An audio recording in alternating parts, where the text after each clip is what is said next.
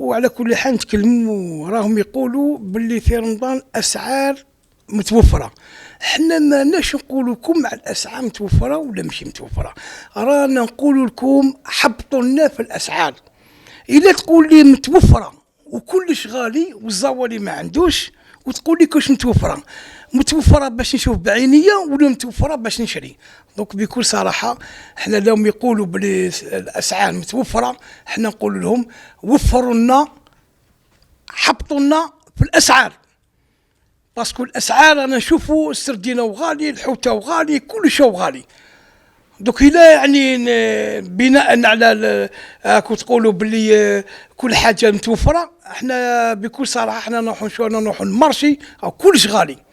الحوت ما قدرناش نشروه، السردينه 150,000 120,000 130,000 تاع الزوالي.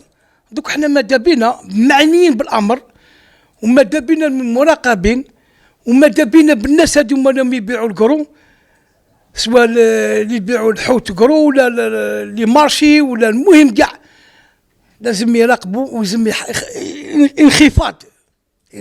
حنا ماناش نقولوا من بكري متوفره السلعه، من بكري كاين كلش، بصح الغلا حنا نحوسوا دوك راهو الغلا.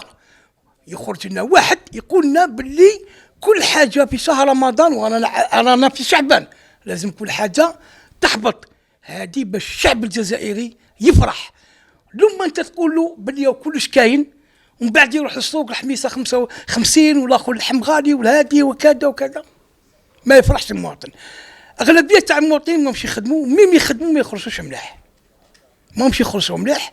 دونك حنا نطلبوا منكم يعني انخفاض، ماناش نطلبوا منكم باش تقولوا لنا كاين كلش صح، ولكن شكون يدلنا؟ ما كاش اللي يدلنا. شكون يقدر يدلنا السردين؟ الناس اللي تشري قيس بامل، اللي عنده وليد ولا بنته مريضه ولا مرته مريضه لانيمي ولا يشري بامل، تتوقعوا تشري بامل سردين بامل يشري شويه 4 حبات؟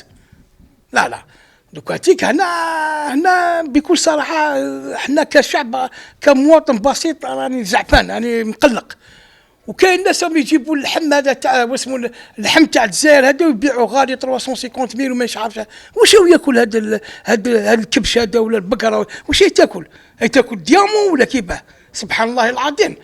جيبوا لنا حاجه اللي تساعدنا حنا وتساعدوا المواطنين باش هكا نقولوا نرتاحوا بشهر رمضان.